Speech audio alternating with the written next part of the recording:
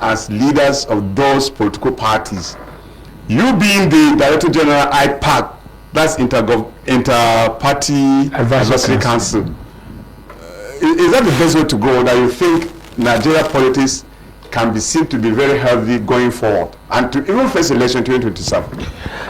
Topsy, Nigerians speak so much about crisis in political party. There are crises everywhere, including even in your own family. Whenever you have a unit where two persons are involved, once they disagree, there's going to be what we call crisis. In a political system, don't forget, it's a struggle for power, struggle for control. Who gets what? Clash of interest. People, you want to be governor, another person wants to be governor. There's going to be some level of, I think that these are consistent with democratic principles. The challenge is that sometimes some of us take it beyond the limit. For example, when the Supreme Court had pronounced that you're not chairman and you're parading yourself as chairman, when the Supreme Court or an order of court had said this is the way to go, and you're still, you can appeal. I don't have a problem with appeal until you get to the last point of it if you disagree.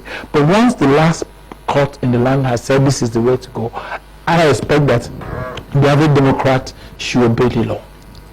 So in a way, you're saying it's healthy to have this internal wrangling. It's democratic. It's democratic. It's power struggle. People would want to find how they can get to this. But what I always advocate is fair, struggle, and not mischievous ones that tend to derail the party. Today we hear that there are some external influences in some political parties. These are the ones that I found against. But if it is consistent with what the normal power struggle, and you're dealing within the books, within your constitution, I don't have a problem with that. Okay. For instance, your party, National Rescue Movement, how did you come about to become the chairman? Was it like there was a crisis or a period had come for you to elect new leadership? Well, actually, in the National Rescue Movement, after the 2023 election, we had issues with the leadership because the chairman, the whole organs of the party were unanimous that the chairman did not carry the party as expected. And on 23rd of October 2023, in a NEC meeting, unanimously sacked him, consistent with our constitution. But unfortunately, Justice Omotosho asked him to return back to, status quo. That was April 18, 2024. Okay. And the party, being a law-abiding party, expected the chairman to resume work. He didn't resume. He went into hiding. The party leadership had to go to INEC to say, INEC, our chairman, who the court had said come back to work, had refused to come back to work. Please, can you help us get him to come and do his job? Because under our constitution, the National Managing Committee, which is the organ that runs the party on a weekly basis, should meet every week. The NEC should meet quarterly. But for a period over a year, nobody was seeing the chairman. So, which means that we had defaulted our constitution even on our weekly meeting for National Managing Committee. It took INEC to bring him back to work. The first day he came, he had a meeting with the National Managing Committee. He said actually he was tired, that he wants to bring someone to become chairman. And the party said... This person you're referring to is who? Isaac Ude, who was the former national chairman. Oh, okay. The party said, what you're saying is not consistent with our constitution. If you are tired, you want to leave, you can resign. And the party knows how to deal with it. Yeah. There's even a constitutional provision on what happens when a chairman resigns. As if that was not enough for him, he single-handedly wrote a letter to INEC to call for an emergency convention to give the power to someone else. INEC wrote to the party and said, of course, the National Managing Committee didn't even know he wrote a letter. It was when INEC replied, because the letter was delivered at the party secretariat, that National Managing Committee now realized that the chairman had written a letter without the NEC approval, without the National Managing approval, under our constitution. It is the National Executive Committee that can call for a convention. That never happened. Not even National Managing Committee agreed, not to talk of National Executive Committee. INEC referred him to our constitution in the letter. And when he insisted, INEC wrote another letter within 24 hours. For the first time, I saw INEC so proactive. Gradually becoming even wrangling with. So when INEC wrote the second letter, they went ahead and knowing that INEC was not going to attend the convention, they went to a court asking for order of mandamus to compel INEC to come for the convention. Then in the court, the judge said, put INEC on notice and come back on the 28th of January. Let us hear you. They did not wait for the court. They went on the 17th of January in what, in their imagination, is family and friend. Not a single member of NEC, not a single member of National Executive Committee was available when he said he gave the party, he relinquished his position to Edozo Joko, who was sacked by Supreme Court on November last year. And this was just a month after he left, the Supreme Court sacked him for trying to, in the language of Supreme Court, for him shop. Because what he did was to see how he can find himself into Abga. Supreme Court said no. And he now felt he could do the same thing in NRA. Yes. Based on that, the party leaders were angry. And based on our constitution, the party leaders now invoked a section of our constitution that required that the two-thirds majority of National Executive Committee members call for a NEC meeting.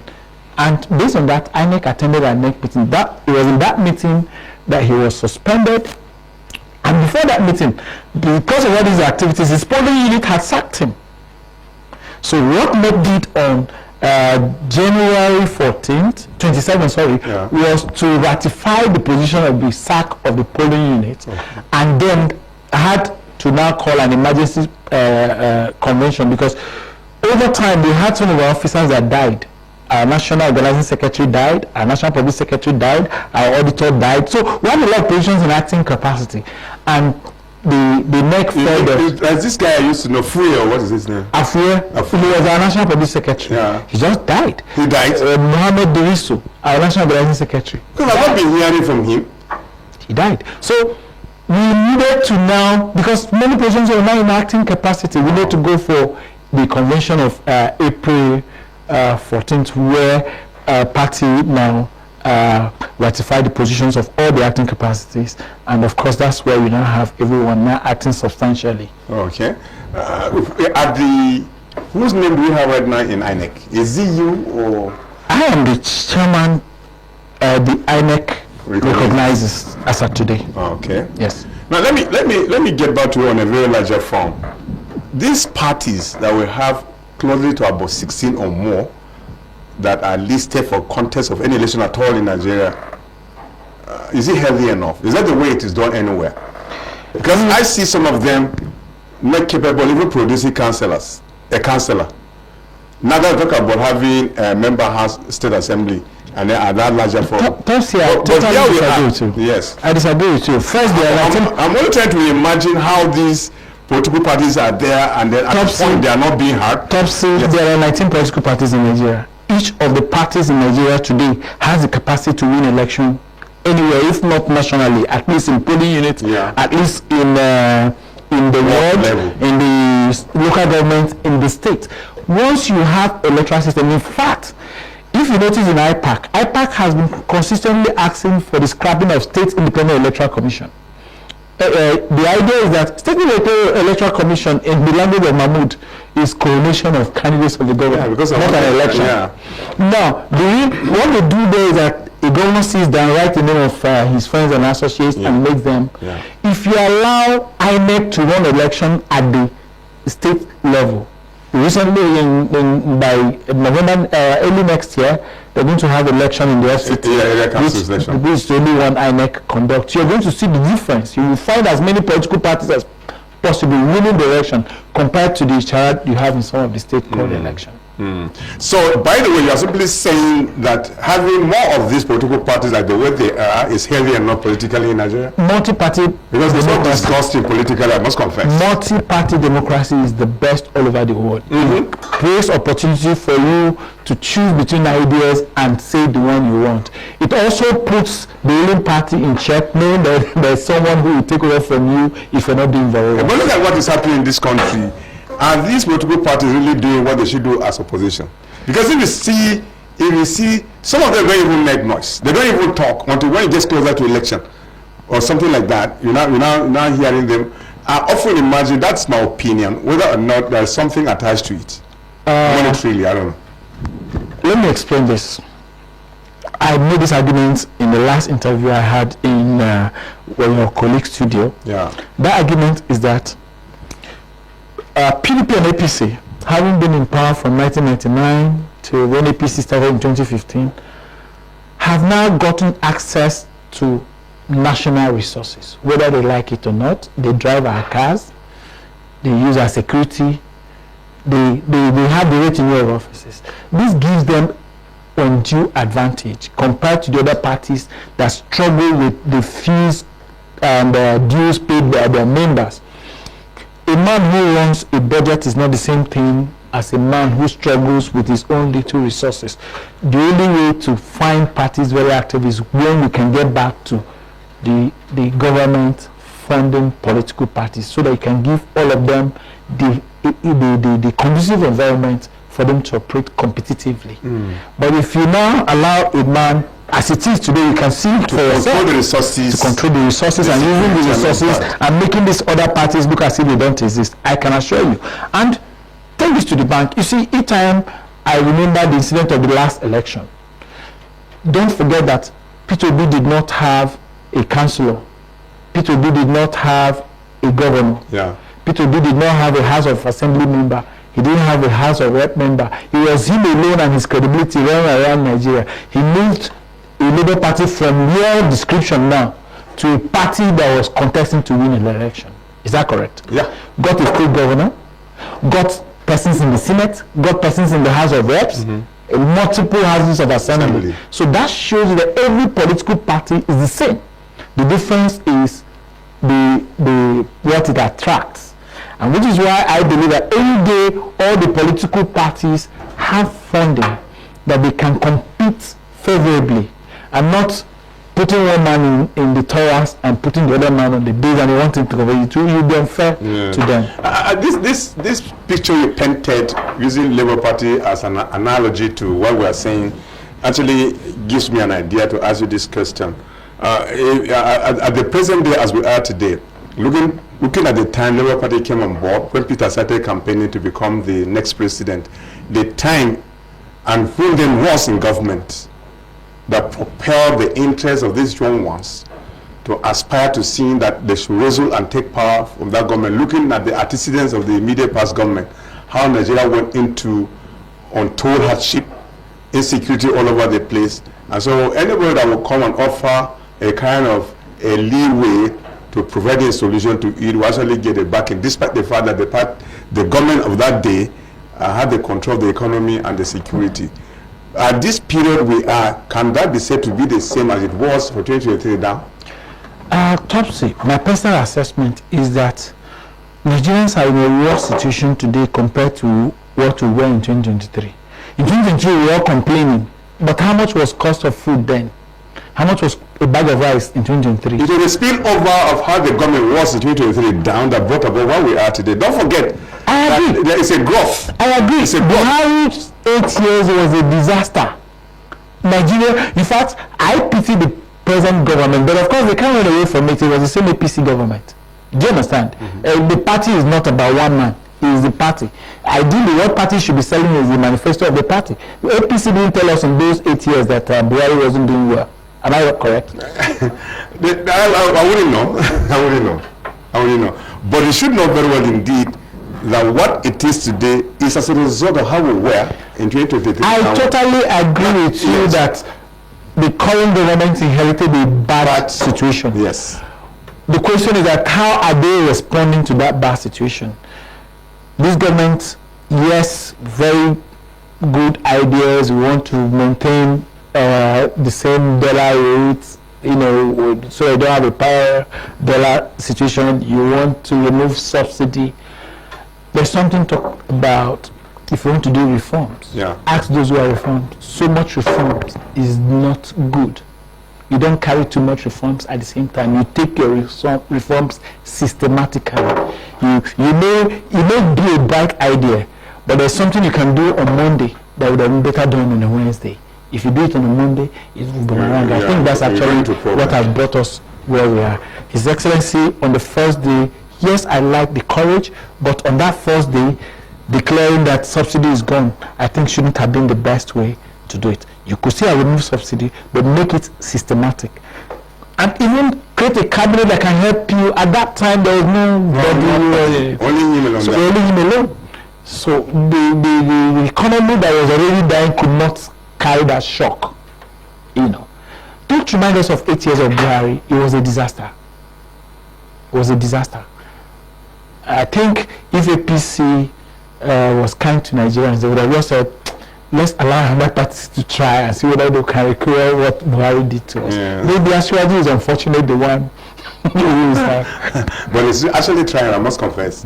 The present administration is trying. Yes, most of us that really lived and still living, honestly, we not want to tell our children the stories of what we experienced in the 8 years down the line.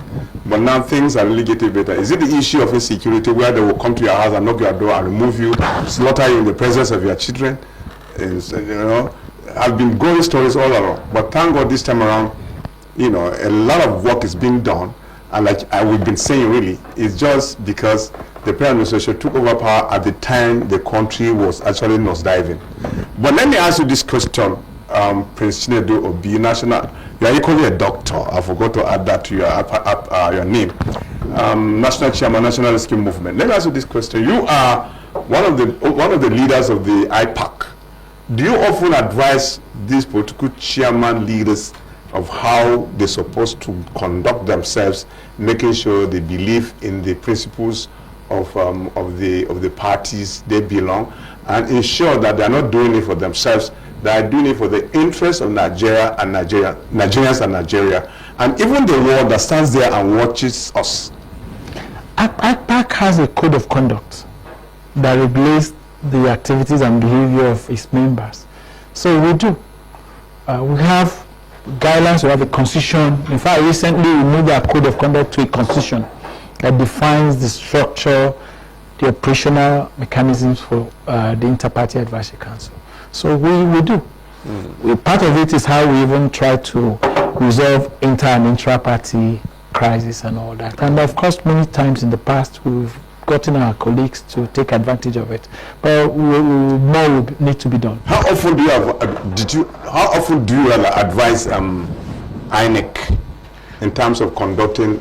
Very well. That one is robust. INEC under Mahmoud has consistently carried what we call political parties consultative meetings, which is done quarterly.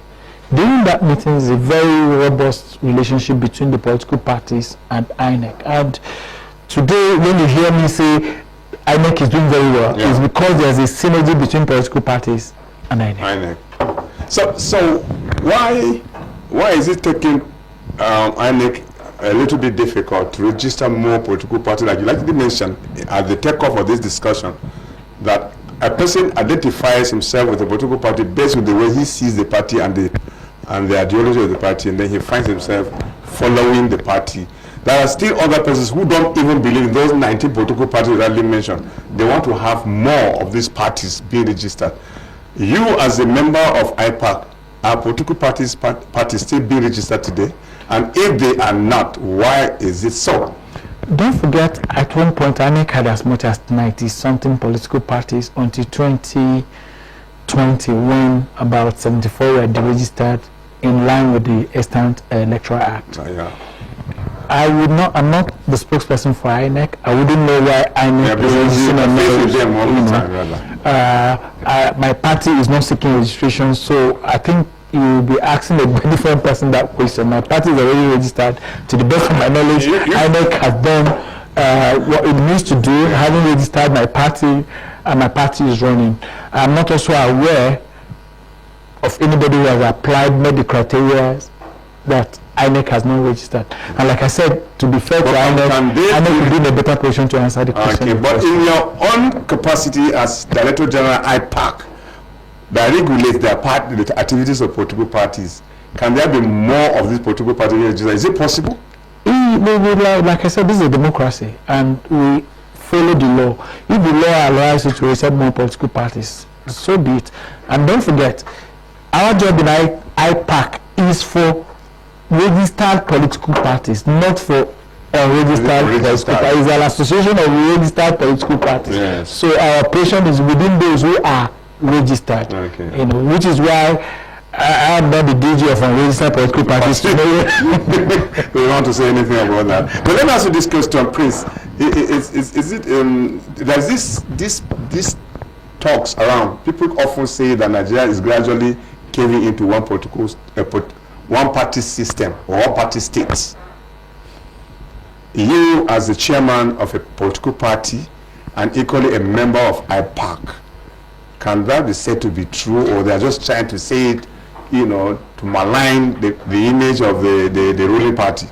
Well, I think in fairness to those who are saying that, don't forget the national chairman of APC himself made that comment. It's actually when he made that comment that a lot of persons became a bit worried to say if the driver of the ruling party is saying one party system and with the gale of defection, maybe that is the target. But I can tell you, one party system in Nigeria is not feasible.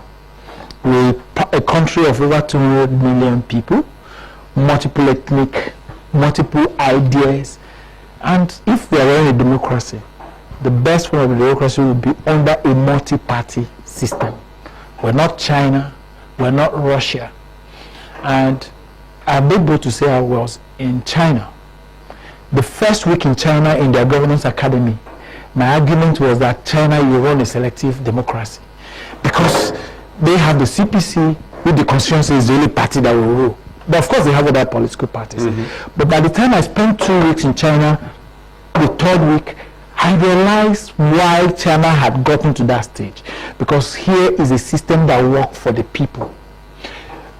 To get to CPC is not just like just getting, you needed to have evolved from your local system with years of integrity, professionalism, to a point that a CPC person will be more worried about how CPC will punish him if he fails the system than the entire country will punish him.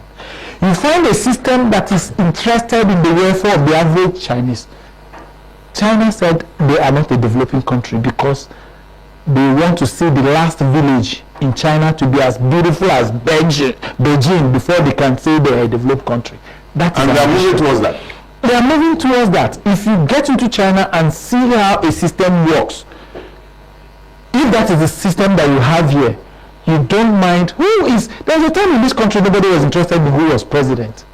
If you give the people what they want, I can turn my tap and there's water, I can drive on a good road, my security is fine, my health care is fine, I can have a good educational system, I can have a good economy. Who cares who the president is?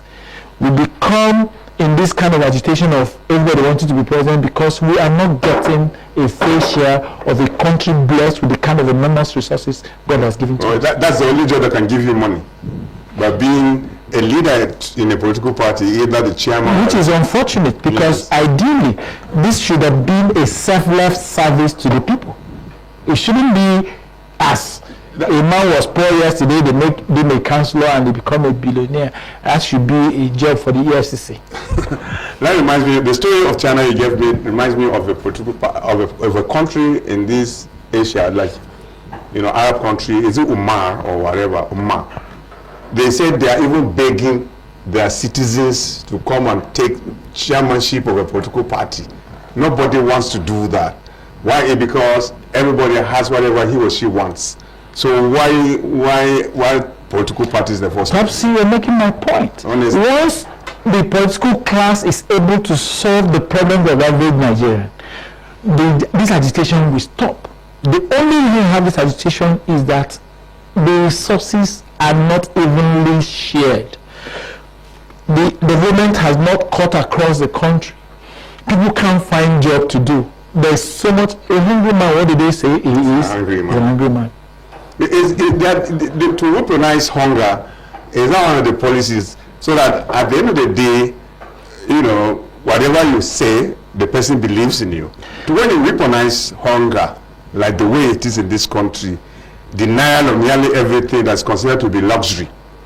You know, it's hand to mouth kind of living. Sometimes you don't even do hand to mouth. So is it intentional to weaponize? I agree with that thought because I'm a conspiracy theorist. I believe that certain people sit down and orchestrate certain things to achieve certain results. That's with conspiracy theory. But my consolation is that power belongs to the people in a democracy.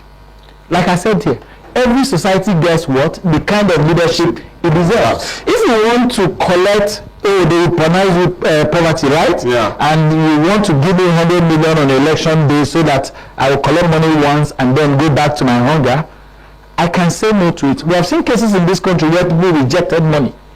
So instead of promise me this immediate gratification, give me something that will last for as long as I live. Yeah. So the challenge is not before Nigerians to remember that whatever you sow is what you reap. If you sow cassava, you will never reap. You can't go out harvest rice. How can you reap rice after you have cooked? So let us not deceive ourselves to say, okay, because you see in our country, what determines the election sometimes is sentiments. Okay. My brother, my religion, my tribe. Rubbish. When you go to buy fuel, they don't ask Hausas to kill on one side, Igbos on one side for different parties, right? Mm-hmm. So you need a leader, no matter where he comes from, who will give you what you need to live in a sense. That will be 200 years to come. I don't see it. That's I don't see it happening now.